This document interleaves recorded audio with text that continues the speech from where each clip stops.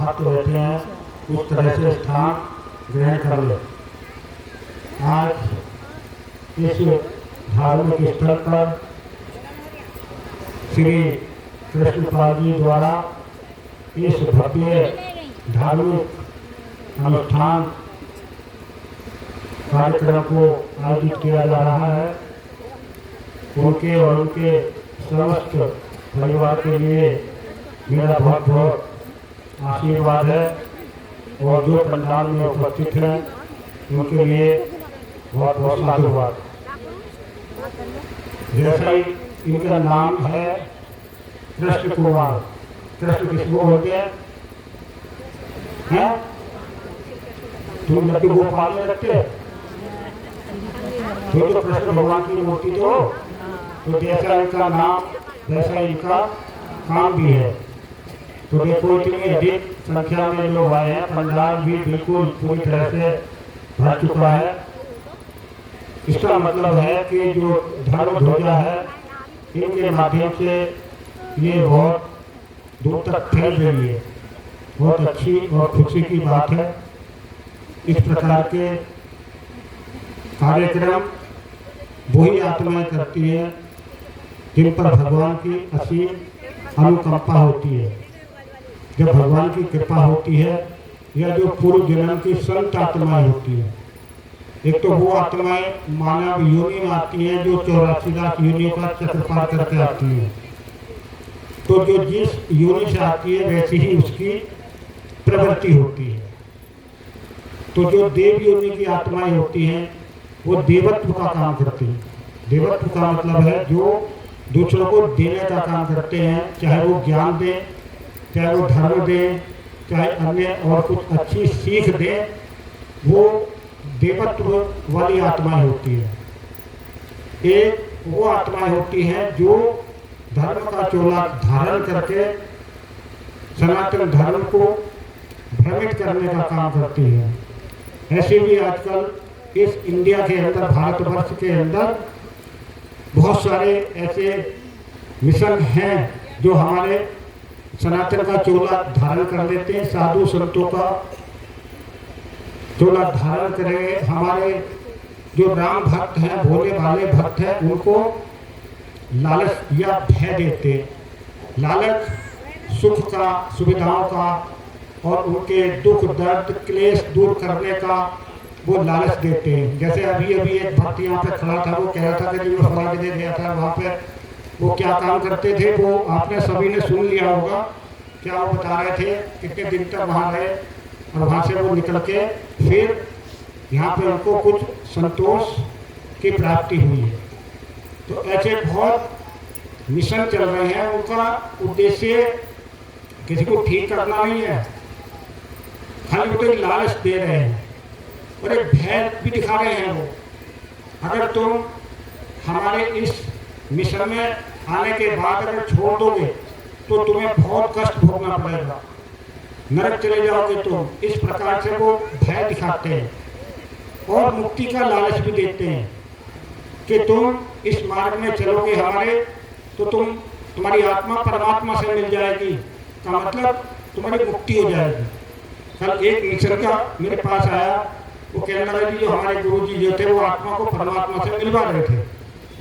मैंने कहा कोई चीज़ तब मिलेगी जब वो थर्ड पर्सन होगा। जब कोई चीज़ होगी तभी तो मिलोगे। खंबा खड़ा है, तुम्हें देख रहा है तभी तो तुम इससे मिलोगे। अगर तुमने देखा ही नहीं इसको कभी तो मिलोगे कैसे? तो वे सब काल्पनिक बातों में हमें उलझा के रखते हैं और हम सवाल जवाब नहीं करते। बस उन्होंने बता दिया कि हाँ ये काम कर लो, तुम्हारे सब कष्ट क्लेश दूर होंगे। क्लेश जो 5 प्रकार के क्लेश है वो तो उन्होंने पहले ही हमारे सामने परोस के रख दिए। हमारा पैर जो है आग पर रख दिया और कह रहे हैं तुम्हें ठंडक आएगी। आ जाएगी ठंडक? वो तो सब गुण है जलाने का, वो तो जलाने का काम करेगी। ऐसी जो 5 क्लेश हैं, जो राग है, द्वेष है और अभिमान है, अभिनिवेश है, ये तो पहले ही उन्होंने हमारे सामने परोस के रख दिए। अब वे खूब उस मोह ममतादी 5 क्लेशों में फंसे हुए हैं, तो वे हमारी कहाँ से मुक्ति करा देंगे। तो ये बहुत अच्छी बात है। कम से कम हमारे बात सुनने के बाद, हमारे भक्तों की बात सुनने के बाद थोड़ा बहुत क्लियरेंस, जो धुआं जम गया था ज्ञानता का, जो अविद्या का धुआं जमा हुआ है, आज उस अविद्या को लोग विद्या समझ रहे हैं। वो अविद्या भी क्लेश है, उससे भी हमें भयंकर कष्ट मिलते हैं, क्योंकि हम विद्या ग्रहण नहीं कर रहे, अविद्या ग्रहण कर रहे हैं। जैसे गुरु जी ने बता दिया वही बस पत्थर की लकीर हो गई, ऐसा नहीं है। अपना बुद्धि विवेक का इस्तेमाल करो। अब बहुत सी जगह राम का नाम लेना मना है। जैसे हमारे अभी फौजी जी टीकम सिंह बता रहे थे, पहली बार इनकी हमारी आज मुलाकात हुई है, लेकिन जो जिसका अंश है वो अपने आप खिंचा चला आता, और जो अंश नहीं होता, जो बे आत्माएं नहीं है, जो देवत्व को प्राप्त है, मानवता को प्राप्त है, जो दानवता को प्राप्त है, दानव दान के पीछे वह जोड़ दो तो क्या बन जाता है? दान के पीछे वह जोड़ देंगे तो क्या बनेगा?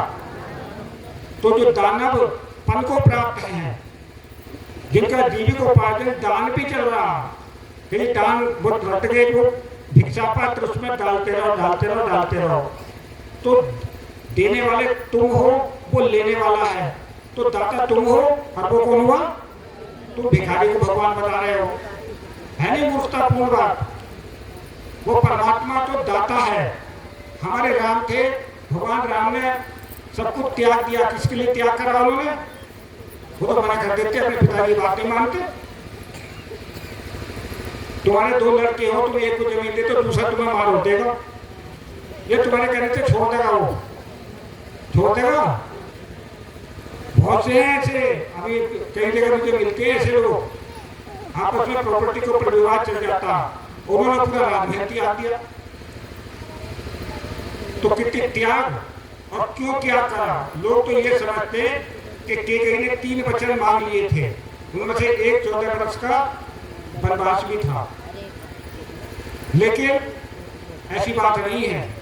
उसने तो भगवान राम से बहुत मना करी थी, लोग मुझे उल्टा कहेंगे, पूरा दुनिया जब तक रहेगी तब तक मेरा अपमान होता रहेगा। केकई नाम रखता कोई, राम नाम रखता कोई, क्यों ना रखा? तुम्हारा यहाँ हुआ है वो, तो समझो इन बातों को, बुद्धि लगाओ कि वे कौन लोग हैं। तो भगवान राम ने ही कहा था कि मेरे भक्त जो मेरी प्रतीक्षा कर रहे हैं, सबने को मतंग ऋषि ने कहा था कि एक दिन भगवान यहीं आएंगे तेरे पास ही, और वो बेचारी बुढ़िया हो गई थी भगवान की आस में। अगर वो राजा बने रहते और वनों में भ्रमण न करते तो क्या वो उसके पास पहुंच जाते? तो उन्हें अपने भक्त का वचन भी पूरा करना था। तो जो ऋषि मुनि ने वाणी बोलती वो तो अटल सत्य है, तो भगवान हमारे वहीं गए। क्या अयोध्या आ जाती कभी? वो सभी आ जाती? कभी नहीं आ सके थी, कोई साधन ही नहीं था। आजकल तो हवाई जहाज में बैठे घंटे में कहीं कहीं पहुंचो। तो हमारे जो भगवान हैं, हमारे भगवानों के बारे में बहुत सारे लोग ऐसी टिप्पणी करते हैं कि तुम्हारा भगवान तो जंगलों में भटकता फिरा था, भटकता बताते हैं। देखो कितनी गलत भाषा का इस्तेमाल करते हैं वो लोग, और हम बड़े खुश होकर सुनते हैं। कितने मूर्ख हैं, भटक नहीं रहे थे, वो अपने भक्तों को घर घर जाकर दर्शन दे रहे थे, सबके पास गए नहीं गए वो। और आजकल के जो भगवान बने बैठे वो दर्शन देते हैं, वहां जाने के लिए भी क्या करना पड़ेगा? पहले परमिशन लेनी पड़ेगी, फिर तुम्हारी जांच होगी। मिलाई के लिए दर्शन नहीं है, मिलाई मिलाई जानो कहाँ हो? मिलाई किसकी हो बताओ? है दर्शन नहीं, वो मिलाई है, मिलाई होती है अपराधी की। तो उन्हें लोग कह रहे हैं भाई भगवान के अवतार, और हम स्वीकार कर रहे हैं। इतनी बुद्धि तो सामान्य बुद्धि तो हर मनुष्य के पास है कि वो थोड़ा बहुत तर्क वितर्क तो कर सकता, लेकिन क्यों नहीं करते हुए पता तुम्हें? उनके सामने लालच का टुकड़ा डाला जाता। जैसे कुत्ता भौंक रहा हो ना, और उसे जो सबसे ज्यादा प्रिय चीज हो उस कुत्ते के सामने डाल दो तो भौंकेगा, बंद कर देगा, क्योंकि जो उसके मुंह में वो मांस का टुकड़ा होगा तो वो भौंक कैसे लेगा। तो ऐसे ही जितने बने फिर रहे हैं आजकल, इनके मुंह में उन्होंने लालच का टुकड़ा डाल दिया, तो भी क्यों भौंकेंगे वो? समझो मेरी बात, मैं कहाँ कहना बुद्धि का इस्तेमाल कर लेना अपनी। तुम उन्हें कितना समझा लो, हाँ हाँ कर देंगे, तुम्हारी बात को एक्सेप्ट कर लेंगे, स्वीकार कर लेंगे, तुम बिल्कुल सही बोल रहे हो। लेकिन एक कहावत तुमने सुनी होगी, पंचों का फैसला सर माथे है, लेकिन पटलाना वहीं गिरेगा। कितना समझा लो कि भाई भीख मत मांगो, भाई भीख मांगना पुण्य का काम है, पाप का काम है, बता दो। और भगवान ने हमें 2 हाथ 2 पैर दिए हैं, किस लिए दिए? करके खाने के लिए दिए, ये कटोरा रख के भीख मांगने के लिए दिए। एक भिखारी बेचारा चौराहे पे बैठा रहता, कम से कम वो अपना अहंकार मार के तो बैठा हो। और ये तो वीआईपी भिखारी है, अपने एसी में बैठे हैं, वहीं जा रहे हैं और वहीं दे रहे हैं भीख। ये है वीआईपी। और तुम भिखारियों की पूजा कर रहे हो, भिखारियों के फोटो लगा रहे हो।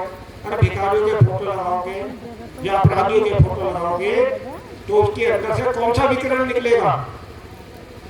हम जब अपना नया घर बनाते हैं, घर प्रवेश करते हैं, गृह प्रवेश, तो उसमें पूजा कराते हैं, पाठ कराते हैं, अपने देवी देवताओं का चित्र स्थापित करते हैं, या किसी अपराधी का भी चित्र स्थापित करता कोई करे कोई? लेकिन अज्ञानता के कारण लोग उनके भी कर रहे हैं। अज्ञानता कौन सी? लालच, लोभ। लोभ के कारण उनके आगे टुकड़ा डाल दिया।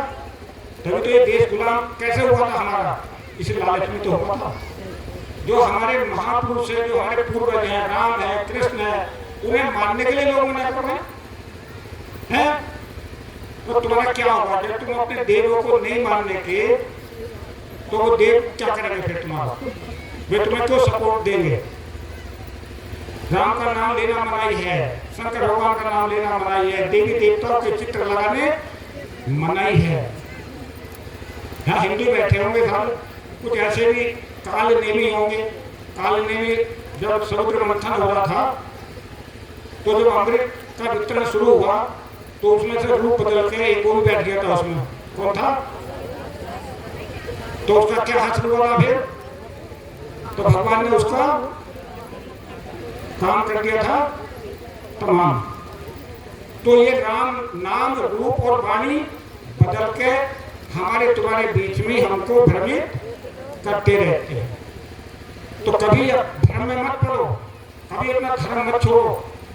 जो अपना धर्म छोड़ देता है तो वो धर्मराज उसको तो नीचे गिरा देता कि जब तू मेरा ही नहीं हुआ तो फिर तो किसका होगा? तो लोगों ने धर्म के लिए राम का मंदिर बना, कितने बरस लग गए, कितने लोगों की बलि चढ़ी होगी? चढ़ी होगी नहीं? तो धर्म की रक्षा के लिए हमारे पूर्वजों ने कितने बलिदान दिए, देश को आजाद कराने के लिए कितने बलिदान दिए। अब बहुत सारे लोग कहें, जैसे हमारे दुर्गा जी बोल देते हैं, इन्होंने अपनी असली वाली वाणी नहीं सुनाई थी, क्योंकि बहुत टाइम लग जाता है उसमें, तो आधे तो बेहोश होकर थक जाते हैं। बहुत बुरा लगता है उनको कि भाई ये क्या बोल रहे हैं। वो निंदा मानते हैं। निंदा का मतलब क्या होता है ये भी नहीं पता लोगों को। निंदा का मतलब होता है जो जैसा नहीं है उसको वैसा बोल रहे।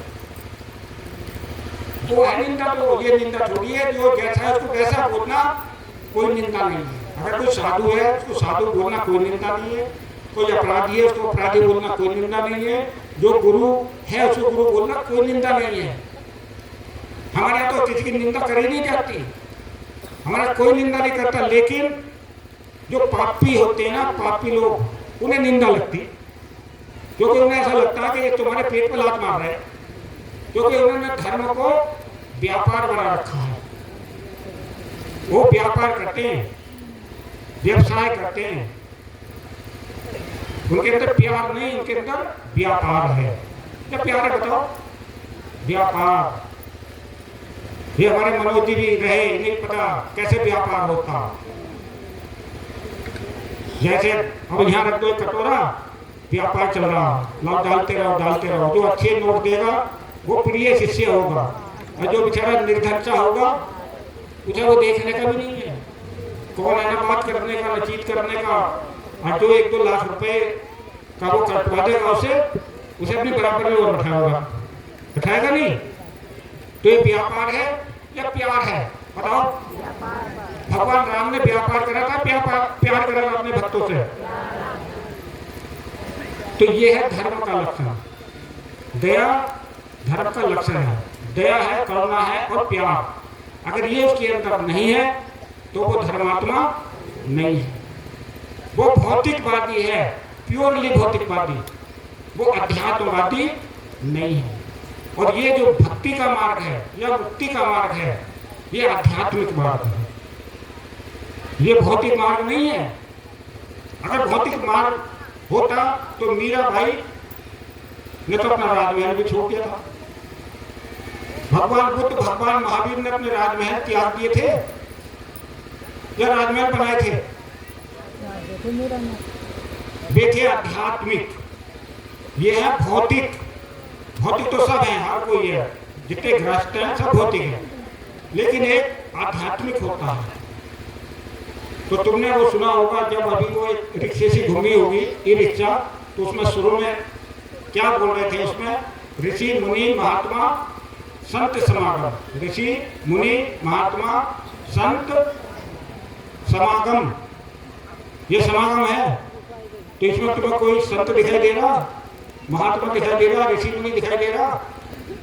क्योंकि हमारे दिमाग में एक ऐसी पिक्चर बनाई गई कि जो लाल कपड़े पहनता हो, दाढ़ी रखता हो, वो संत, ऋषि या मुनि होता। ये तो देखा किताब में बना हुआ कि ऋषि मुनि बैठे, दाढ़ी है और लंबे बाल है और वो हवन कर रहे हैं, ये हो गए ऋषि, ये मुनि हो गए, बाबा हो गए। तो कुछ लोगों ने क्या काम करा कि लाल कपड़े पहना दिए और एक वो पांजा मोटा था, सिर पे मुंडासा, ये बन गए महात्मा जी। तो हमारी एक ऐसी प्रवृत्ति है कि लाल कपड़े वाला हो या अलग प्रकार का कोई ड्रामा करने वाला हो, रूप रंग अलग से बनाने वाला हो, तो हम उसके आगे नतमस्तक हो जाते हैं। चाहे वो कितना ही मूर्ख हो, कितना ही पापी हो, कितना ही अपराधी हो, उसे हम महात्मा मानना शुरू कर देते हैं। तो बहुत सारे सोच रहे होंगे, यार यहाँ पे कोई संत महात्मा ऋषि मुनि तो कोई दिखाई नहीं दे रहा। तो ऋषि मुनि महात्मा कौन होता? ये कितने टोपी लगाओ बैठे हैं हमारे वाले, या बिना टोपी वाले भी होंगे। अगर जिसका हृदय निर्मल है, जिसका मन साफ सुथरा है, वो ऋषि मुनि महात्मा और संत होता है। वो ऋषि मुनि महात्मा संत नहीं होता जो इस व्यासपीठ पे बैठकर बड़े बड़े प्रवचन देता हो और उसके बदले में व्यापार करता हो। वो ऋषि मुनि महात्मा गुरु नहीं हो सकता। क्या हो सकता? कथा कहानी भागवत तुमने बहुत सुनी होगी, बड़े बड़े भागवत आचार्य तुमने सुने होंगे। फिर चलो भागवत कथा सुनने चल रहा है, शिव पुराण सुनने चल रहा है, तो वो कौन सा लालच देंगे? कागज से निकालेंगे, अपने हाथ से लिख के बता देंगे, हाँ ये फलाने से खड़े हो जाओ, ये नाम है। इन्होंने इतने दिन तक हमारी कहानी सुनी तो इनके सारे काम पार हो गए। अपने काम तो पार हो नहीं, तुम्हारे पार हो गए। मतलब वो लालच दिया जाता ताकि तुम उसमें भाग लो, भीड़ भड़का बढ़ती रहे और उनको अच्छी खासी फीस मिलती रहे। आजकल टीवी में देखते हो तो उसमें भी चलता रहता, ये FSC कोड है, ये बैंक का इतना नंबर, अकाउंट नंबर है, इसमें इतना दान वहीं से कर दो। आजकल तो जाने की जरूरत नहीं होती, पेटीएम का वो डालते रहते हैं, फोटो खींच दो और भेज दो। तो दो चार तो चक्कर में आ जाते हो, क्योंकि कहते हैं कि दान बहुत पुण्य का काम है। दान नहीं करते, कहते सेवा, सेवा करो, सेवा बहुत पुण्य मिलेगा तुम्हें। हैं अपने माँ बाप को तो रोटी खाने को नहीं देते, वहाँ सेवा चल रही इनकी। अपने घर के तो दो डंगर भूखे प्यासे मर रहे, वहाँ घास उग रही इनकी। तो ये पुण्य कर रहे, पाप कर रहे? बताओ, इतनी सी बात समझ में नहीं आ रही। सत्संग का मतलब क्या होता है? सत्संग में जा रहे हैं लोग, सत्संग की ABCD नहीं जानते कि सत्संग होती क्या चीज है, बस जा रहे हैं उनके बहकावे में।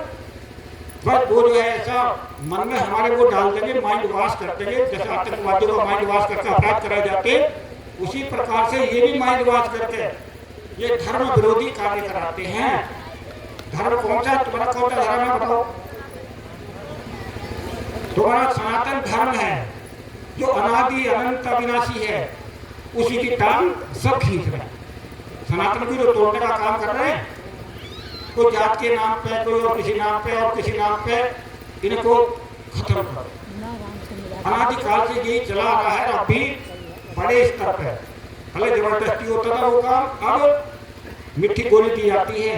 धर्म के नाम का नशा, धार्मिक नशा जो होता है, वे घूमते रहते हैं गांव गांव घूमते, भ्रमित करते हुए। और किन्हें भ्रमित करते हैं? वो राम भक्तों। रावण भक्त भ्रमित नहीं होते। तुमने सुना होगा राष्ट्र से एक टांग पर खड़े होकर की तपस्या करते थे कि शंकर भगवान से भी ऐसे ऐसे आशीर्वाद ले लिए, प्रतिमा सुनने के वो भस्म नहीं करते थे। मतलब कोई कठोर तपस्या करते थे, मतलब अपने आप में मजबूती के साथ खड़े रहते थे। तो वे कितने मजबूत हैं, लेकिन हमारे राम भगत कितने कमजोर हैं ये कि गंगा गए गंगादास, जमुना गए जमुनादास। जरा सी ठोकर लग गया से बाहर निकलते या सत्संग में गए थे तो टांग में चोट लग गई, जाना नहीं चाहिए था मुझे, हैं? और वहाँ उम्र के तक काट रहे चल रहे, तब भी नहीं हट रहे। देखो देखी बात ऐसी, इन्होंने भांग घोट के पिला रखी उन्हें कि हटने को तैयार नहीं है। एक पटपड़े में मर गई, एक बुढ़िया मर गई थी वहाँ हिसार में। उसका लड़का क्या कह रहा है कि अगर हमें मरना पड़ा तो हम भी तैयार हैं। देखो कितनी बड़ी अविद्या वाली बात कह रहा हूँ, क्योंकि हमारे भक्त हैं वो आपस में बात करते रहते हो गाँव में, तो वो बता रहे थे मुझसे, तो वो यूँ कह रहा था मेरी माँ मर गई, कोई बात नहीं, अगर हमें भी मरना पड़ा तो हम भी तैयार मरने। तो ये कौन सा धर्म है भाई, है? और ये हमारे तुम्हारे भाई बंद है, तो बाहर के नहीं आ रहे, तुम ये सोच रहे हो। अगर तुम ये सोचो ईसाई आ रहे हो, यहूदी आ रहे हो, ये राम भगत ही आ रहे हैं, ये राम भगत इतने कमजोर हो गए हैं। तो अपनी जगह तो मजबूती से हमें खड़े रहना चाहिए। अगर तुम राम के सच्चे मानने वाले हो, भगवान कृष्ण के सच्चे मानने वाले हो, जो नहीं कि कंडी में लेके चल गए उसको, लड्डू गोपाल को, तो यही रक्षा करेगा, है? तुम कुछ मत कर लियो, वो करेगा रक्षा। अरे भगवान ने तुम्हें प्रेरणा दी है, भगवान राम को अगर करना होता तो इतनी बड़ी सेना तैयार करने की जरूरत थी? उधर फूंक मारते सारा कल्याण हो जाता वहीं पे। अरे जी बस गुरु जी करेंगे, हमें तो कुछ करना ही। मैं तुम्हें प्रेरणा तो दे रहा हूँ, प्रेरणा से तो काम चलेगा। तो पावर तो तुम्हारे अंदर भी है, जो मेरे अंदर है वो तुम्हारे अंदर भी, कहीं अलग से थोड़ी हूँ मैं। हम तुम कोई अलग नहीं होते, गुरु और शिष्य कोई अलग नहीं होता। बस फर्क क्या होता है, एक तो ज्वाला जल रही है, एक डिंग हो रही है। डिंग हो रही है, बुझी हुई नहीं। कभी तुम ये सोच रहे हो तुम्हारी आत्मा बुझ गई, बुझी नहीं है। उसे बलवान बनाओ, उसे चलाओ, किसी के कहने सुनने में मत आओ। यदि फलानी जगह चलो, वहाँ पे प्रार्थना सभा शामिल हो जाना, उसमें तुम्हारे टांगों का दर्द निकल जाएगा। टांगों का दर्द बहुत हो रहे हैं आजकल, इसी चक्कर में तो घूमे। यहाँ से जाएंगे 50 किलोमीटर दूर, तो आज वो धागा बांध रहा, वो पानी पिला रहा, वहाँ मजार है, पीरों पर फकीरों पर घूमते फिरेंगे। तुम्हारे 33 करोड़ देवी देवता कम पड़ गए क्या, हैं? जो उनके पास घूमते फिर रहे। तो हमारे भगवान को तो जब वो दुर्योधन की सभा में गए थे, अपना रूप दिखाते थे, भगवान ने चमत्कार दिखाया था नहीं दिखाया था? जब द्रौपदी का चीरहरण हो रहा था, भगवान प्रकट हो गए थे नहीं हो गए थे? और द्रौपदी ने सबसे प्रार्थना करी कि मेरे साथ अन्याय हो रहा है, कि भाई तुम बोलो। द्रोणाचार्य बैठे, कृपाचार्य बैठे हैं, भीष्म पितामह बैठे हैं, और दानवीर कर्ण बैठा हुआ, तो बोलना चाहिए था नहीं बोलना चाहिए था? बताओ, हैं? और हमारे दरोगा जी वहाँ प्रवचन दे दिया था ऐसी कथावाचक के बारे में, तो एक आके वो आ गया उसमें कालनेमी तो आ सकता है उसके लिए जो उसे जानता नहीं है, और जिसे हम जानते हैं हम उसके लिए लड़ने को तैयार ही नहीं है, सच्ची बात कहने के लिए तैयार नहीं है। तो उसका क्या दंड मिलता? तभी तुम ये सोच रहे हो कि हम हमारे सामने हमारे धर्म को कोई नीचा दिखाता रहे, हमारे देवी देवताओं का अपमान करता रहे, हम चुप रहे, तो उसको कठोर दंड मिलता। कैसे मिलता? जैसे भीष्म पितामह को मिला था। भीष्म पितामह तो सबसे बड़े थे वहाँ, अगर वो जो बोल देते तो उनकी बात को गिरा देता।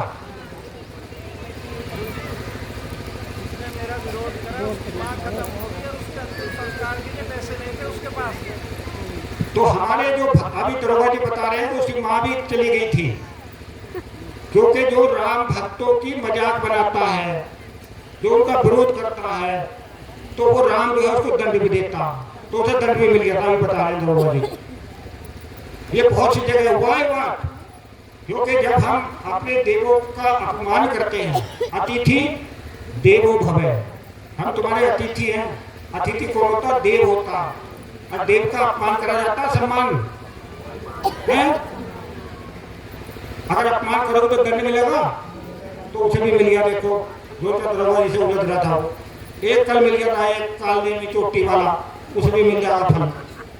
क्योंकि सच्ची बात लोगों को स्वीकार ही नहीं है। तो जो सत्य है उसको स्वीकार करना पड़ेगा, और सत्य ही ईश्वर है। ईश्वर किसने देखा होता? किसी ने देखा जो थे बकवास करते फिर रहे हैं तुम्हें भगवान दिखा देंगे, बहुत से लोग भगवान भी दिखा देंगे। अरे भगवान तो सर्वशक्तिशाली है, भगवान से एक गिलास पानी मंगवा के दिखा दो मुझे। अगर तुम्हारे पास भगवान है तो कुछ भी कर सकता। तो कैसे भ्रमित कर रहे हैं? ऐसी ऑडियो वीडियो डालते हैं आजकल मोबाइलों पे, तुम देखोगे कि जिसे देख के आदमी दंग रह जाता, जैसे कि वास्तव में यही भगवान है। इन्हें पढ़ाई पढ़ा देंगे, इनसे बुलवाना शुरू कर देंगे कि मैंने हाँ भगवान देखा था, गुरु जी का मैंने जिस दिन से नाम लिया, मंत्र लिया, भगवान दिखना शुरू हो गया, सारे कष्ट दूर हो गए। ये भगवान है कुल जहाँ के मालिक। कुल जहाँ के मालिक को लंका बनाने की जरूरत नहीं होती। क्या होती है? जितने भी संत महापुरुष आए उन्होंने त्याग करा। ये कौन सा त्याग कर रहे हैं? जहां तहां देखोगे तुम, ये किसने बना रखी है और किसके पैसे से बनी है? ये राम भक्तों के पैसे से तो बनी है। इतनी सी बात नहीं समझ रहे। हमारी लड़कियों को बहुत से ऐसे मिशन है, लड़कियों को कुंवारी कर देते हैं कि तुम शादी मत करना। जब लड़की की शादी नहीं होगी तो तुम्हारी आबादी तो वैसी घट रही है और घटती चली जाएगी। कुछ दिनों में पिंजरे में दिखाई दिया करोगे तुम। पिंजरे में रहते हैं ना बहुत सारे जानवर, ऐसे दिखाई दिया करेगा ये भी कोई सनातनी थे। क्योंकि अगर बहुत पुराना का इतिहास देखोगे, जब से ईसाई लोग आए यहाँ, मुस्लिम लोग आए, उस समय कितने सनातनी के राज कितने हो गए, कितने देश थे पहले, आज कितने देश हैं बताओ? होते चले जा रहे, नहीं खत्म। खाली बस हाँ जी, हम जो है हिंदू धर्म का झंडा उठाए घूम रहे हैं। झंडा का अगले उठा रहे हैं, इलेक्शन आ रहे हैं जो झंडा इसलिए उठा रहे हैं, उससे पहले ना उठाया था कभी झंडा। और फिर कितने तुम हिंदुओं के लिए खड़े हो रहे हो? जरा से नुकसान का दिखेगा ना तो बिल्कुल खड़े नहीं होंगे। लेकिन एक ऐसे होते हैं चाहे कितने नुकसान हो जाओ, वे अपने लिए मरने मिटने के लिए तैयार रहते हैं। वे धर्म के मजबूत हैं। अरे हम धर्म के कितने कच्चे हैं कि जहाँ देखा लोग थोड़ा लालच उधर के घूम रहा। अरे तुम्हारे इतने देव है, देव स्थल है, तुम वहीं मन्नत मांग लो या वहीं तुम्हें जाकर मिलेगी मन्नत। पीरों को फकीरों को जरूर जाके, जिनके हैं वे तो मानते नहीं, अब तुम मान लो। और ये पता नहीं वे हैं कौन, ये भी नहीं पता तुम्हें वे हैं कौन, तुम्हारे वे हैं करने वाले काम, उनके ऊपर तुम सजदा कर रहे, माथा टेक रहे, तो हो नहीं पा रहा। और अपने माँ बाप के आके माथा टेक लो। बहुत से ऐसे हैं कि सास जो बहू के पैरों में माथा टेक रही है, ऐसे नहीं चल रहा है। जो अच्छी बात है बुरी बात है, ये हिंदू धर्म के अनुरूप है या विपरीत है? तो फिर कौन है वे? सोचो, दिमाग लगाओ इस बात का। बाप बेटे के पैर छूरा है। हाँ, ये नई बात देख लिया ना, नई परंपराएं डाल दी लोगों ने। इस सनातन को खत्म करने, किसी को खत्म करना हो तो कैसे करा जाता पता तुम्हें? उसकी परंपराएं और संस्कृति खत्म कर दो, वो खत्म। तो ये हमारी संस्कृति को खत्म कर रहे हैं। ये कह रहे हैं कि वो निराकार है। निराकार है वो? तुम्हें कैसे पता नहीं निराकार है? वो जो तुमने देखा ही नहीं। साकार उपासक हैं हम, साकार की उपासना करी जाती है। अगर हमने कोई लड्डू गोपाल भी ले रखा है या राम या कृष्ण की मूर्ति भी बना रखी है तो वो कोई आकृति तो है, और वो मूर्त रूप में भी आ सकती है। अगर हम इतने उसमें डिजॉल्व हो गए, इतने समर्पित हो गए, समर्पण भावना आ गई, तो भगवान तो मूर्ति में ही प्रकट कर लिए, नहीं कर लिए? मीराबाई मूर्ति में समा गई थी, देखो। तो हमारी तो मूर्ति में इतनी ताकत है। मेरी एक जगह बहस हो गई ऐसी निराकारियों से। अरे निराकार है भगवान, मैंने कहा चल, अरे तुम्हारी मूर्ति के बस का तो कुछ भी नहीं इसके। मैंने कहा तू मेरी मूर्ति में सिर मार दे, पता लग जाएगा, और मैं तेरे उसमें निराकार में मारू, चक्कर लगाऊं। उन्हें मूर्ति में सिर मारा, साला का फूट गया। मैं कहा देख कितनी शक्ति है हमारी मूर्ति में, अब मैं तेरे में मारूं, दिखा कौन सा निराकार। अरे खाली निराकार है। मैं कहा हम तो रोज मुंह मारा है, इसमें आज तक कुछ ना हुआ, तो बनाना नहीं मूर्ख हमारा। तो हमारे अंदर की लॉजिक होनी चाहिए, इतना तर्क होना चाहिए, इतनी बहस होनी चाहिए, तब किसी चीज को मानना चाहिए। अगर कोई अदालत में जाती तो दो वकील बहस करते, तब जज निर्णय देता। तो तुम न्यायाधीश हो, न्यायाधीश निर्णय करो, मेरी बात मत मान लो, किसी की मत मान लो, उनकी मत मान लो, और निर्णय लो खुद कि बात सही है या गलत है। अगर सही बात है तो स्वीकार करो, और अगर गलत बात है तो बिल्कुल स्वीकार मत करो। तो भगवान कृष्ण ने कहा है, ये बैठे हैं, ये कृष्ण है। भगवान ने कहा कि यदा यदा ही धर्मस्य ग्लानिर्भवति भारत है अभ्युत्थानम अधर्मस्य तदात्मानं सृजाम्यहम्, और धर्म संस्थापनार्थाय संभवामि। तुम हिंदू हो या और कुछ हो बताओ पहले तो। तुम्हारे याद कितने श्लोक है बता दो गीता के पहले तो हैं। और उनसे पूछना तुम उन वालों से, वे सारे पढ़ के सुना देंगे, अपने मजहब के सारे पढ़ के सुना देंगे। तुम्हें पता ही नहीं तुम्हारा मजहब का क्या हो गया। अरे जो दूसरे फर्जी किताब बांटते फिर रहे हैं ना, कुछ का कुछ लिखते हैं उसमें, उल्टे का सीधा सीधे का उल्टा कर देते, उनकी किताबों को पढ़ रहे हैं। अपने धर्म ग्रंथों को तो पढ़ लिया करो, गीता है तुम्हारी, रामायण है, वेद है, पुराण है, उपनिषद है, उन्हें पढ़ लिया करो। इन मूर्खों की किताब पढ़ रहे बताओ। वे बांटते फिर रहे, दो ढिल्ले के लोग बांटते फिर रहे, तुम्हें भ्रमित करते हुए। राम भक्तों को भी वहां क्यों नहीं बांटते हुए जाके, उन वालों को उनके बाजू को नहीं जाते वे प्रचार करने। वे कितने जाने हैं इनके सत्संगों में बताओ, राम भक्तों के अलावा कौन सा जा रहे हैं उनमें। वैसे यूं कह रहे हैं कि ये मानव सेवा है, मानव मानव एक समान, मानव मानव एक समान, अंगूठा भी किसी का एक समान नहीं हो सकता दुनिया में है, तो मानव कैसे समान हो जाए, तो होगी नहीं गलत बात। वे कह रहे सब समान, समान तो हो ही नहीं सकते, निश्चित रूप से भिन्नता रहेगी। तो जबरदस्ती का सौदा है कि सब समान है, समान तब नहीं हो सकती कभी। ये प्रकृति का नियम है, क्या हो सके सोचो दिमाग से, नहीं हो सकता। तो इसलिए कभी तुलना मत करो किसी से, लेकिन अपना धर्म मजबूती से पकड़े रहो मरते दम तक, क्योंकि मरना तो जरूर है। तो फिर दो रास्ते मिलेंगे, जब आत्मा निकलती है शरीर से तो दो रास्ते मिलेंगे, एक तो धर्म का धर्मराज मिलेगा, एक पे यमराज मिलेगा। और तुम कौन से वाले पे जाओगे, धर्मराज वाले पे, यमराज वाले पे? यमराज वाले पे। तो यमराज के यहाँ तो बहुत कष्ट होगा। यमराज का द्वार का मतलब है वो नरक का द्वार है, और धर्मराज का द्वार है स्वर्ग का द्वार है। तो जो अपना धर्म छोड़ता है, तो वो धर्मराज को छोड़ दिया उसने, तो वो कहा जाएगा फिर यमराज के पास जाएगा, नरक में जाता। इसलिए कभी अपना धर्म मत छोड़ना, ठीक है। हाँ, कुछ लोग जो है अपना नाम रूप और वाणी बदल रखा, लिबास बदल रखा, और बन रहे हमारे हमदर्द। उन हमदर्द दवा खाने वालों से बच के रहो। हमदर्द दवा खाने का नाम सुना? हाँ, वो हमदर्द दवा खाना है उनका। तुम्हारा खून भी निकाल लें, सिरिंज से निकाल ले, नहीं रक्तदान चल रहा, खून भी पी रहे हैं, बताओ। अरे यार तुम चलो इसे तो पकड़ दो मेरे भाई, लोगों की लक्ष्मी तो छीन ही रहे हो, माया तो तुम छीन ही रहे हो भीख मांग मांग के, अब खून भी पीना शुरू कर दिया है। तो तुम कौन हो? खून पीने वाला कौन हो बताइए? नर पिशाच है। तो इन से बच के रहो। हमारे यहाँ किसी को नाम दान मंत्र तंत्र की दीक्षा कोई नहीं दी जाती, समझ गए?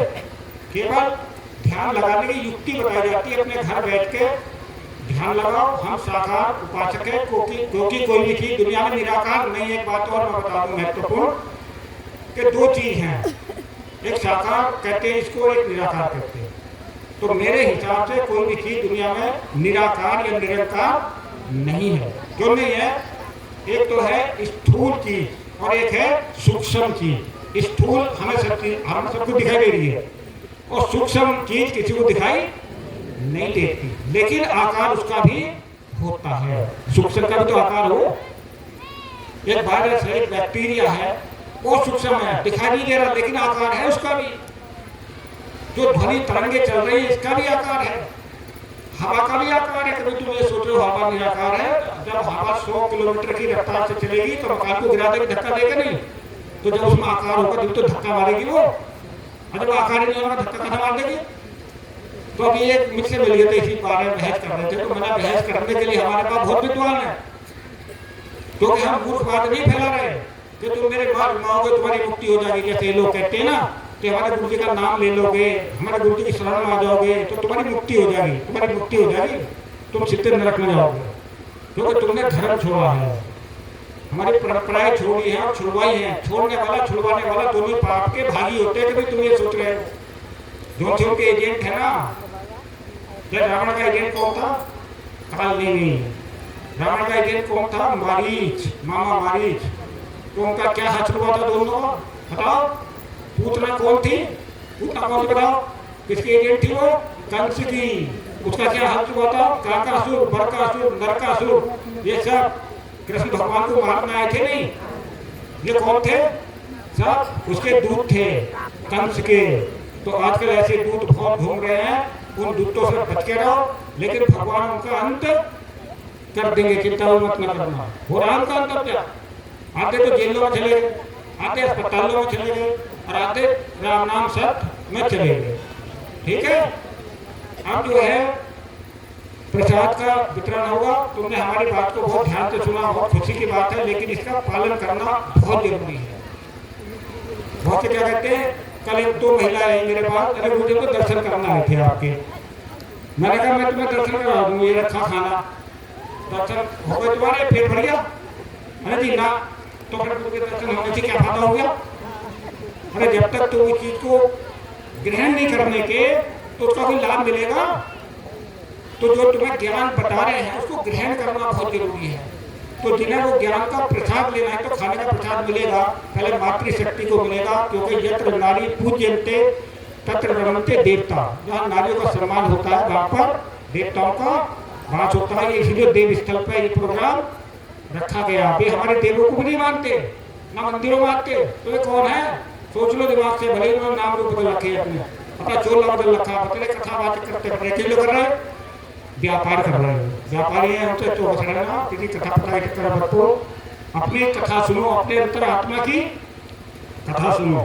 तो पहले मातृशक्ति को भोजन प्रसाद का वितरण होगा, और जिनको ज्ञान का प्रसाद लेना है तो मैं उधर बैठूंगा जहाँ पे हमारे मुनि जी बैठे हैं, तो मैं उनको ज्ञान का प्रसाद भेज दूंगा।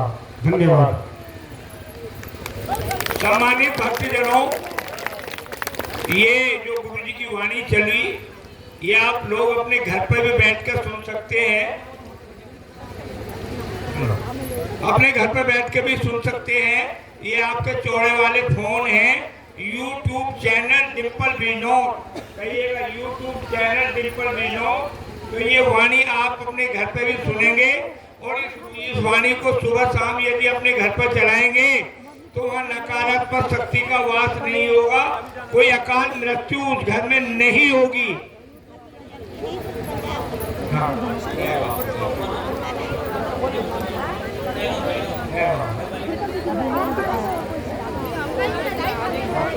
हाँ सम्मानित भक्तजनों, तो ये YouTube चैनल डिम्पल विनोद, इस हमारी बिटिया ने देखो 4-5 दिन से मेहनत कर रही है, कुसुम। ये चैनल पे आप लोगों को सरप्राइज कर देगी, और आप लोग सुने इसको, कितना लाभ होगा। सुबह शाम आरती की जगह यदि गुरु जी की वाणी आप लोग चलवाएंगे तो आपकी मनोकामनाएं पूर्ण होंगी, और वहां पर कोई नकारात्मक शक्ति नहीं पहुंचेगी। ये आप जान लीजिएगा, उस घर पर कोई अकाल मृत्यु नहीं होगी और कोई दुर्घटना नहीं होगी। किंतु चलाएं आप लोग सुबह शाम YouTube चैनल डिम्पल विनोद, या मानव सेवा आश्रम लोक परलोक सुधार। अब कल जो होगा विशाल भंडारा नया गांव हबी वाले के पास, और हमारे समस्त मुनिजन, मेरा समस्त मुनिजनों से हाथ जोड़कर निवेदन है, शाम को नया गांव हबी वाला पहुंचे, आपका भव्य स्वागत होगा वहां पर। आप लोग पहुंचिए, आपको सम्मान मिल रहा है, कितना अच्छा सम्मान है। और साहब